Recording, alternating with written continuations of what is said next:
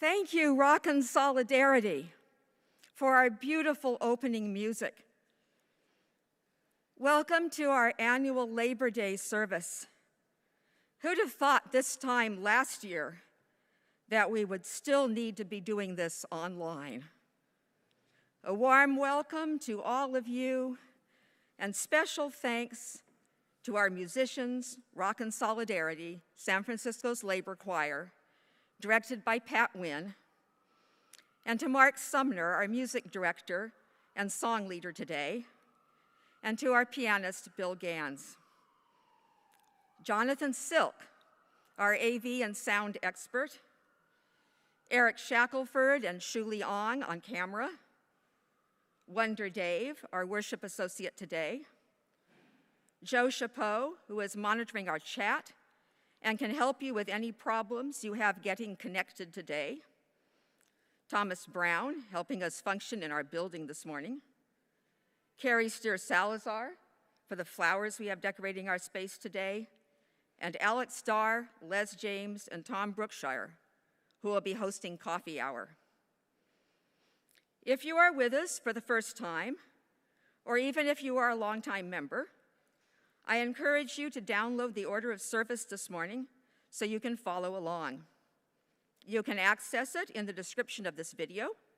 It is posted in the chat and has been emailed to everyone who has signed up for our newsletter. Today's service, an annual tradition for our congregation, honors work and those who do it, and the contributions especially of organized labor to advancing social justice. We will begin by lighting a candle, as we have each week since the stay-at-home orders have been in place, in honor of all of you, bringing your spirit into this place until such time that we might all be together again. Though we are not all here in person, let us light this candle in honor of the virtual presence of our members and guests here today. Welcome all.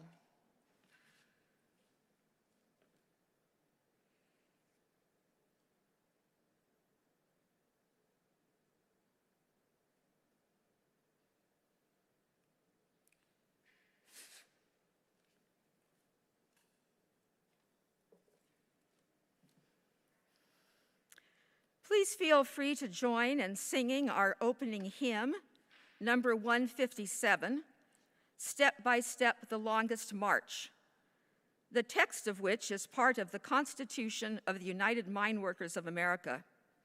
The words and music are in your order of service.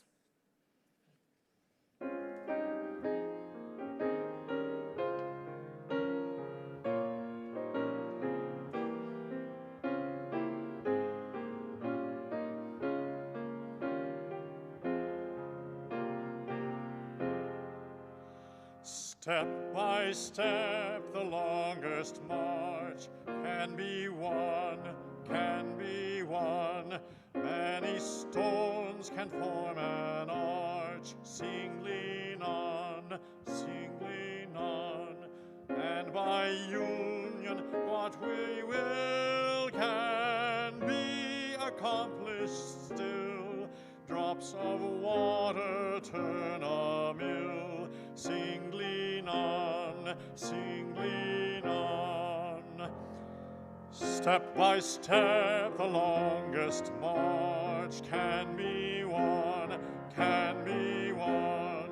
Many stones can form an arch. Sing, lean on, and by union what we will can be accomplished still.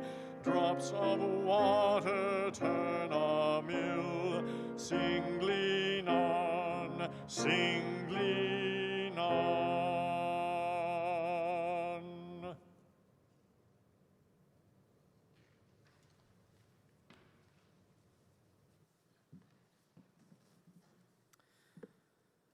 Please say with me the words of our chalice lighting printed in your order of service. We light this chalice for the light of truth, the warmth of love, and the fire of commitment. We light this symbol of our faith as we gather together. Thank you. Hello, everyone. I am Dave. I am today's worship associate. If this is your first time watching, thank you for joining us. You can follow along in your order of service, which is available in the description of this video, like right down there, and is emailed to everyone who receives our newsletter, which you can get by signing up through our connection form that is in the order of service and video description. The order of service also lists upcoming events and links to opportunities to connect, including our Zoom coffee hour, which takes place after the service. Please join in anything that interests you. I want to call your attention to all the announcements shown in the order of service, especially to our small group ministry program, which is currently inviting participants for our 2021/2022 sessions starting soon. We are planning both online and in-person groups. Small group ministry offers a wonderful opportunity to get to know others in our community in an emotionally safe, welcoming space led by trained facilitators, discussing issues of spiritual importance and sharing our personal stories. Our offering today will go to the Poor People's Campaign, a national call for moral revival. Today's Poor People's Campaign is inspired by the campaign of Reverend Dr. Martin Luther King Jr. was leading at the time of his assassination over 50 years ago. Centering the voices of those most impacted, it organizes across lines of partisanship, identity, and faith to address poverty and inequality, systemic racism, and ecological devastation, the war economy and militarism, and the reactionary ideology of Christian nationalism. Thank you in advance for your generosity. So let's center ourselves now in our worship by singing our meditation in breathing. The words are printed in your order of service. You can listen to our song leader if this is your first time singing it, and then join in as we sing it through a few times together.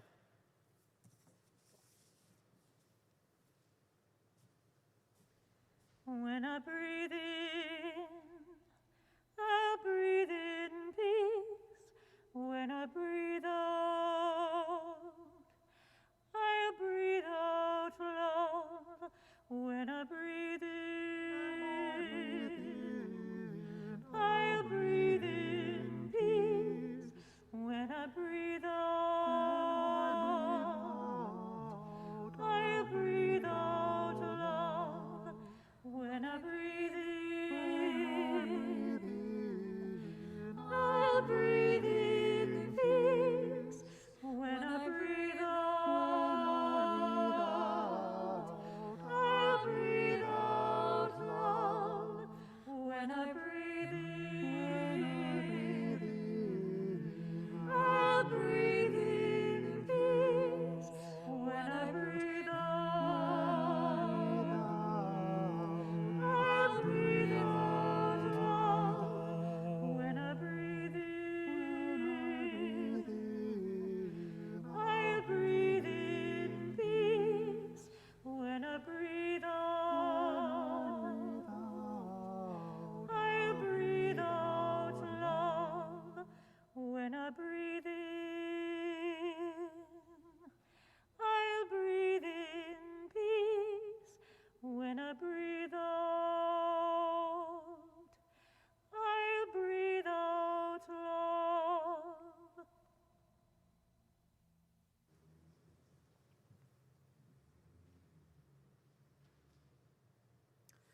Please join me as we say together our covenant and sing our doxology. The words of the covenant are printed in your order of service.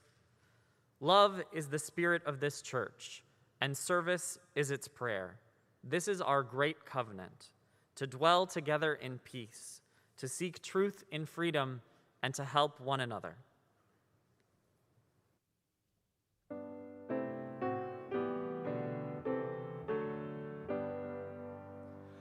From all that dwell below the skies, let songs of hope and faith arise. Let peace, goodwill on earth be sung through every land, by every tongue. De todos bajo el gran sol, surya esperanza, fe, amor,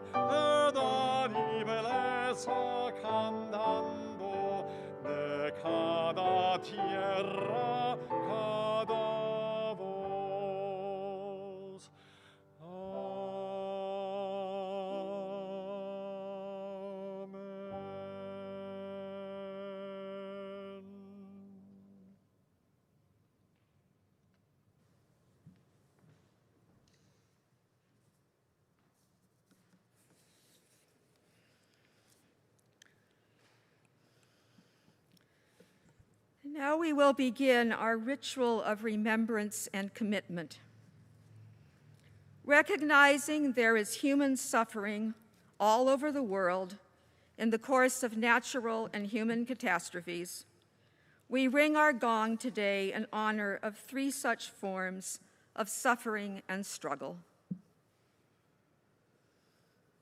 We ring our gong first, as we have since July of 2019, for those lives held and those lives lost in federal custody in our detention camps, for the mounting trauma to children separated from their families, for all people held without charges in less than transparent or humane circumstances.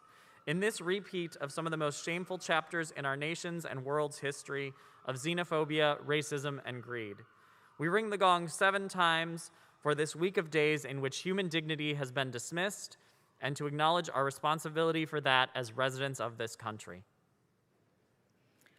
We ring our gong additionally once for the losses this week to COVID-19. This last week, 65,876 people are known to have died of COVID-19 globally, 8,651 in the United States alone. We hold in our hearts all of these losses, each one of these people precious and worthy of health and safety. And we hold with gratitude all who are working around the world to produce and distribute vaccines and all other efforts to support greater health, survival, and immunity from the virus. And with special honor on this day for celebrating workers. Gong for all who died or are struggling to survive due to wildfires, hurricanes, floods, and other devastating impacts of human-caused climate change. May we find our humanity and knit it back together. May we cultivate reason and humility at a minimum. May we find an effective means to demand and achieve the rational and compassionate use of resources. So much to remember and hold. May we keep those we have named and their loved ones in our hearts, and may we ease the tide of human suffering this coming week, howsoever we can.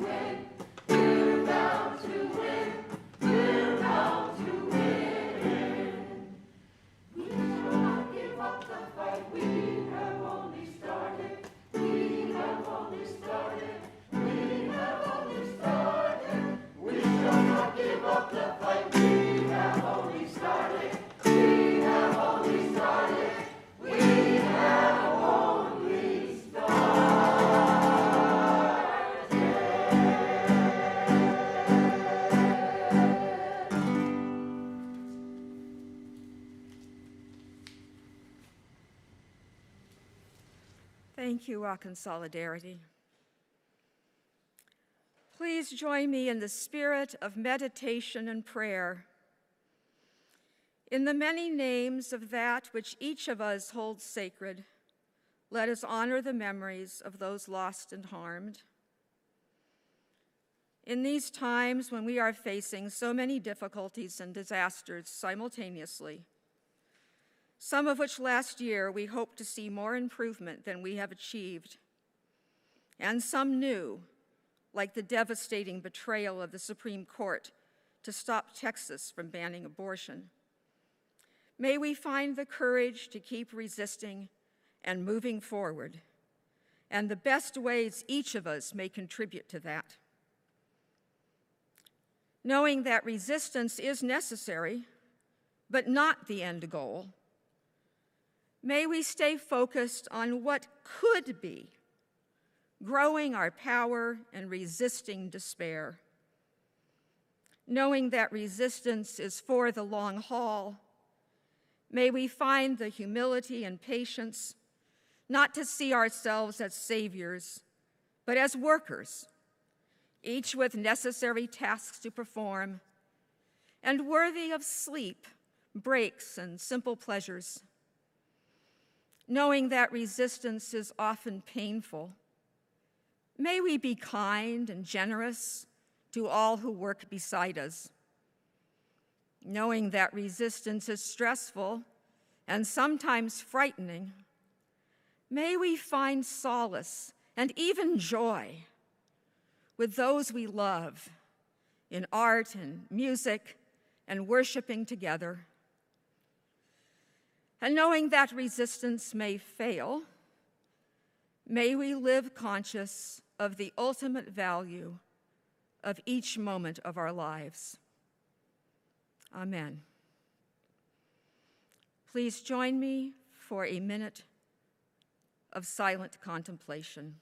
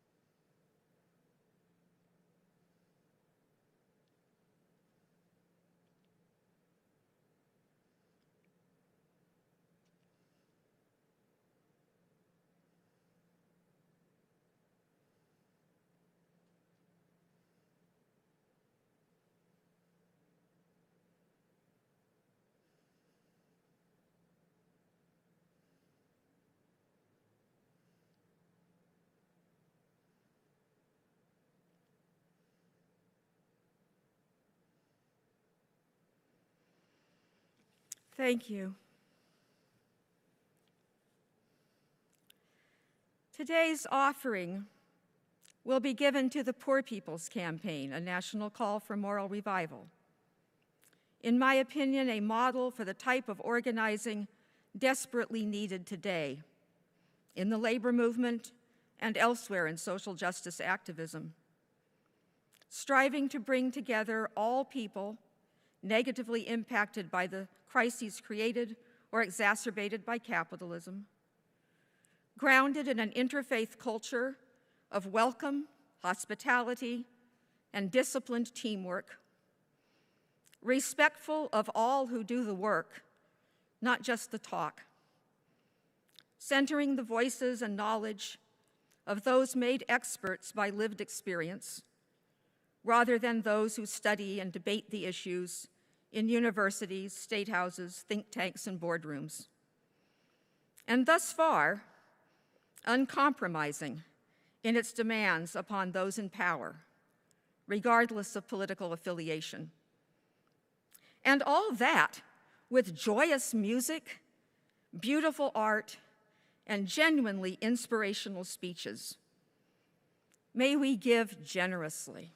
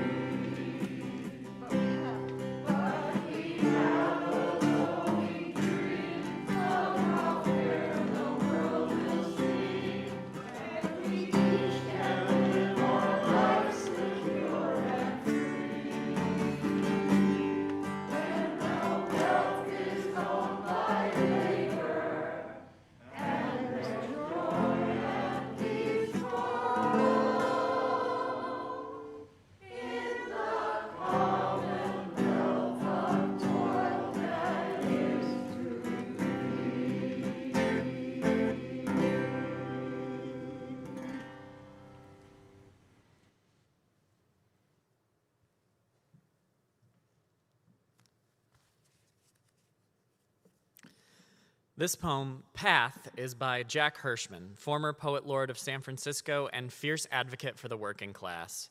He passed away on August 22nd at the age of 87. Go to your broken heart.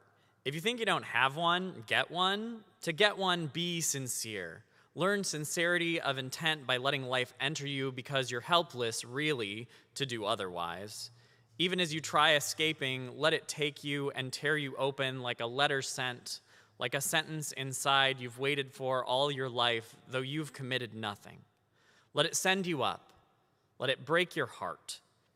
Brokenheartedness is the beginning of all real reception. The ear of humility hears beyond the gates. See the gates opening. Feel your hands going akimbo on your hips, your mouth opening like a womb and giving birth to your voice for the first time. Go singing, whirling into the glory of being ecstatically simple. Write the poem. Thank you. And let's welcome back Rockin Solidarity. Thank you, Jack Hirschman.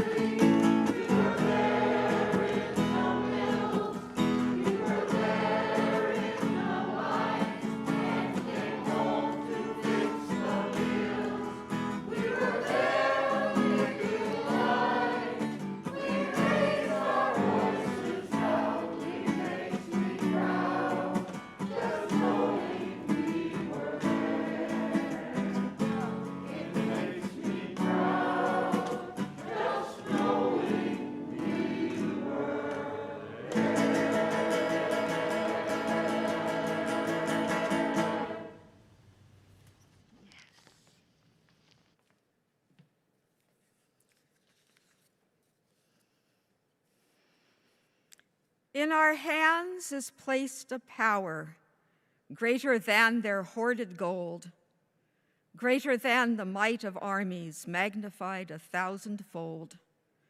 We can bring to birth a new world from the ashes of the old.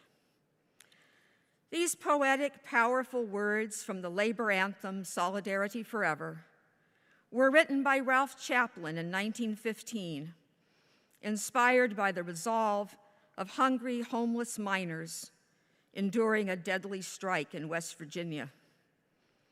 Solidarity Forever is now sung routinely at the end of union conventions. But I have to agree with these words that Ralph Chaplin wrote very late in his life. I didn't write Solidarity Forever for ambitious politicians or for job-hungry labor fakers seeking a ride on the gravy train. He used as a singing commercial for a unionism that uses million-dollar slush funds to persuade their congressional office boys to do chores for them, unquote. Chaplin wasn't interested in that type of complicit power, but in the kind that would truly birth a new world from the ashes of the old. So am I. And I will take off my mask, which I am allowed to do when I preach. Thank you. While I have always loved the metaphor in our hands, long a symbol both of work and of power, and have used it a lot in the past, today I'd rather say, more inclusively, in ourselves is placed a power. Yet I am still deeply moved by all the verses of Solidarity Forever, though the language may seem old-fashioned in style and even in content. After all, work has changed a lot since 1915. I believe their message still fully applies. For many years, I was immersed in day-to-day union activism. Like Chaplin, I had my own internal complaints. Many unions behave more like insurance companies than militant organizations for social justice. Many, though there are a lot of honorable exceptions, discourage member participation and limit their political action to timid lobbying and getting out the vote for Democratic Party politicians who almost always betray their interests. Some still discriminate against women and people of color. Some used to be controlled by organized crime. They have often failed to be allies to others or even to come to each other's aid as fully as the word solidarity demands. However, the movement has improved throughout my life, such as tackling internal racism and other bigotries, fought for by the large numbers of members directly impacted. There are new trends, such as bargaining for the common good, less support for the worst of U.S. foreign policy. Most criminal corruption is gone. Public support for labor has increased dramatically in the recent years, but often labor still fails to use the power it has, and we all suffer as a result. Nonetheless, the history of the labor movement contained almost the only positive images I could find for people who look like me, including among my own ancestors. Discovering these figures brought me out of the deep depression I felt as a teenager in the late 60s and early 70s, who believed that nothing I could do would ever be sufficient to make up for my unchosen membership and at least two of the most oppressive groups I felt in human history: U.S. Americans and white people. Getting union jobs saved my life.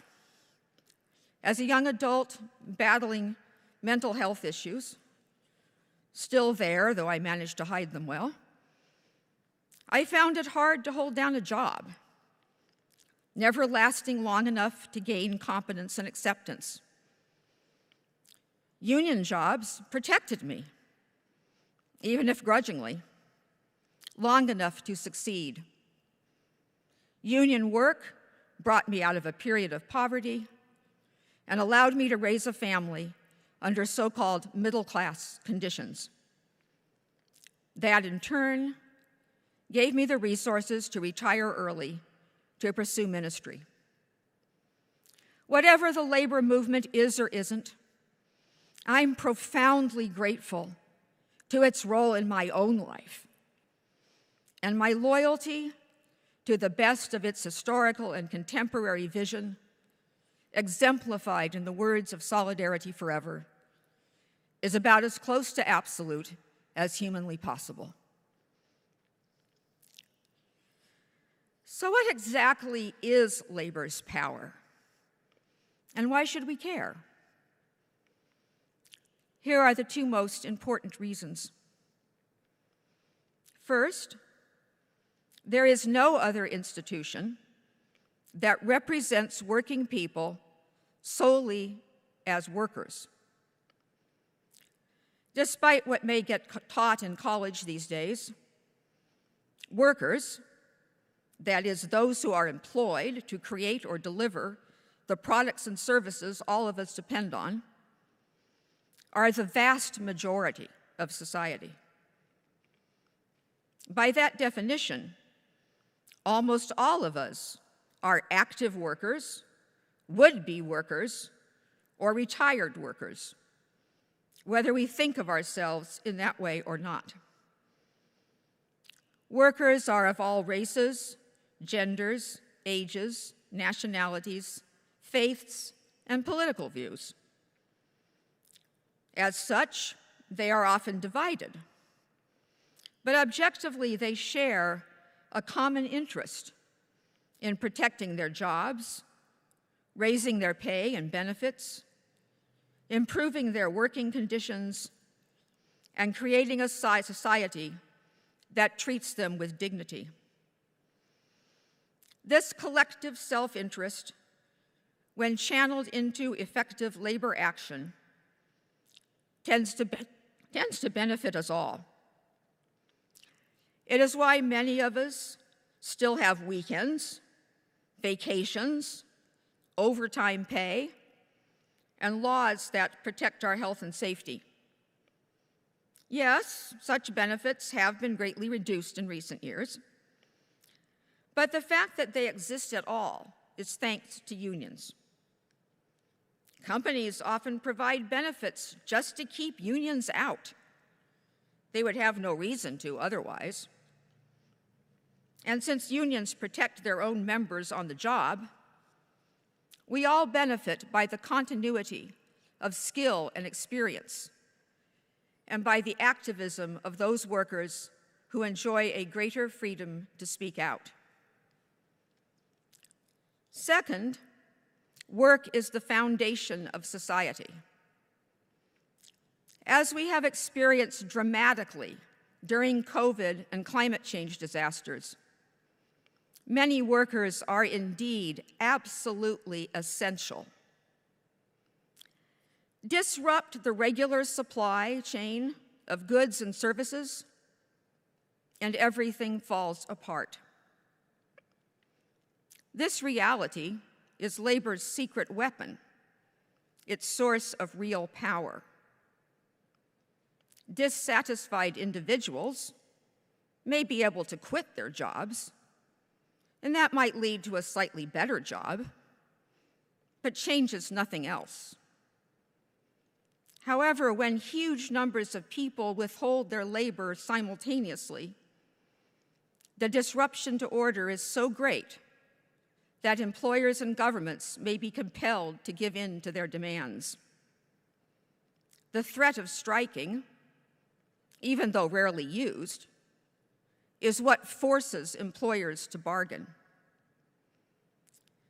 And while I admit this is a fantasy in the present moment, I bet a general strike would end the filibuster and get the PRO Act, the Voting Rights Act, the infrastructure bills, just immigration reform, Medicare for all, and a Green New Deal passed.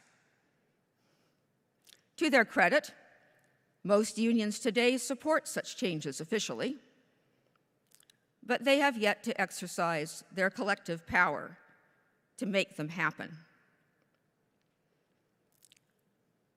Our offering today went to the Poor People's Campaign, which works closely with labor unions.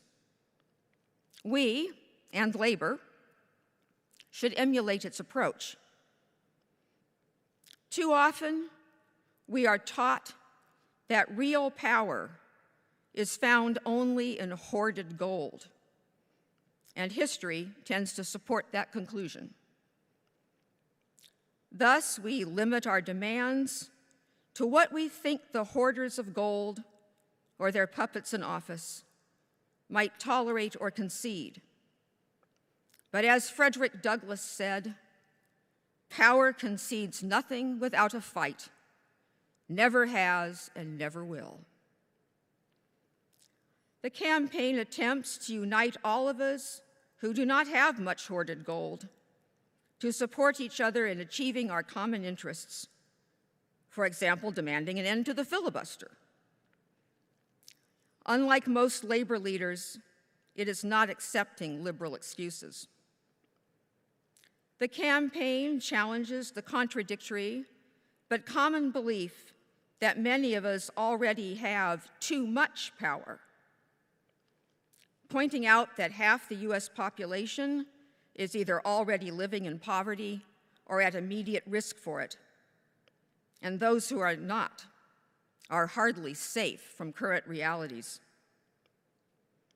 If nothing else, COVID and climate disaster should make it painfully obvious that though some of us do have more power to cause harm than others, very few of us have enough power right now to make any difference in humanity's downward slide to barbarism and oblivion. The clock is ticking. We need to embrace the idea of building collective power, organized from the bottom up. This is our greatest spiritual as well as practical imperative. I have two favorite quotations. The first is from the great Jewish philosopher, Rabbi Abraham Joshua Heschel. Some are guilty, all are responsible. Sure, all of us can improve, but when it comes to the great evils of our day, those with the hoarded gold call the shots. We're just pawns in their game, whichever teams we play on. However, we are responsible for ending the game. Frankly, we can do very little about poverty, inequality, systemic racism, environmental devastation, or militarism, only by trying to change personal habits, or by discussing what could be done to solve these problems, if only there were people in power willing to take the necessary actions. Only a massive, well-organized group of ordinary people with at least tacit majority support can create a truly different reality. Let's stop wasting our time thinking the hoarders of gold can be won to the side of justice and morality. My second favorite quote is from Friedrich Engels. Freedom is the recognition of necessity. None of us are free until all of us are. The labor slogan, "An injury to one is an injury to all," is literally accurate if you leave out the hoarders of gold, and truly even for them in the long run. If you doubt this, think of the evils the Poor People's Campaign is fighting. You may benefit in small ways from a few of them, but your net loss is always far greater. A society in which you are deprived of basic necessities like affordable health care, in which your children or grandchildren will suffer far more than yourself, and in which their children might never exist. Until we are willing to do whatever it takes to end the systems and enforce these injustices, our hope for change is mere sentimentality. Only when we recognize that necessity will we be free to release our courage, compassion, and heartfelt desire to birth a new world from the smoldering ashes of this one. May it be so, and not a minute too late. Happy Labor Day. Thank you. And now let's join in singing hymn number 1015, "I Know I Can." This hymn is new to me and might be new to you, but with Mark's and Bill's expert help, I know we can. The words and music are in your order of service.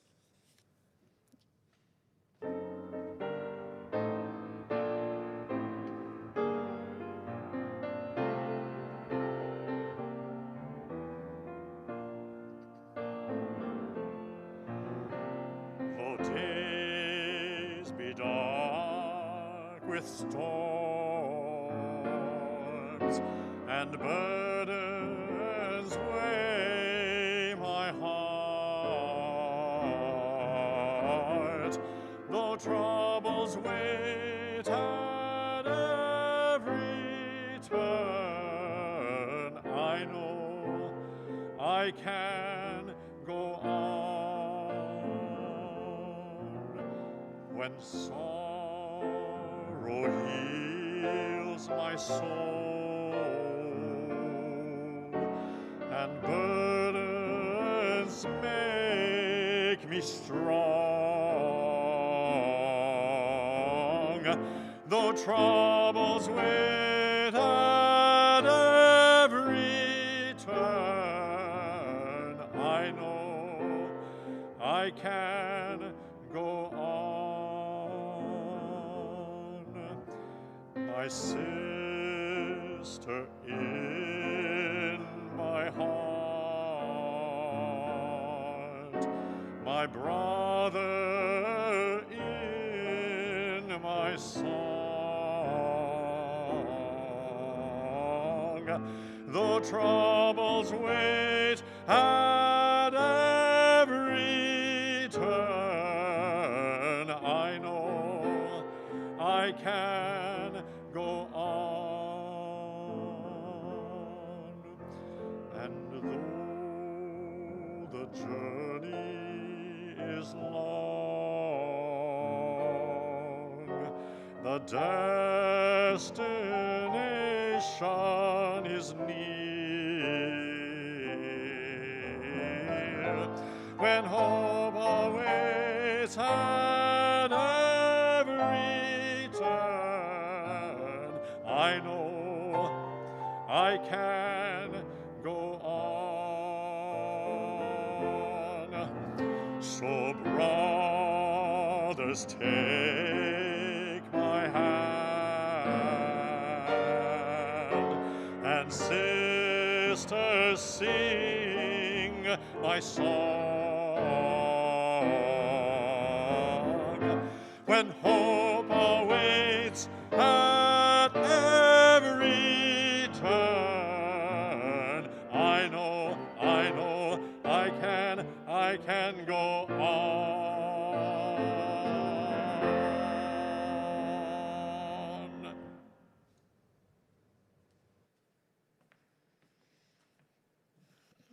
Thank you, Mark and Bill.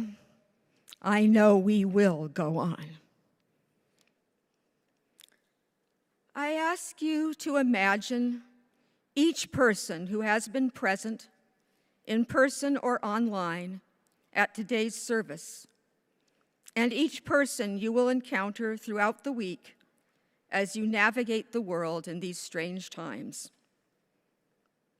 Each in our own ways, we are all doing the work of the world, tending to others in the hospital or the home, delivering food, growing it, ringing up groceries, teaching children, fighting fires, troubleshooting tech problems, attempting to resolve disputes fairly and justly, playing music, making visual art, entertaining others, building, cooking, cleaning, repairing, writing, speaking, reporting.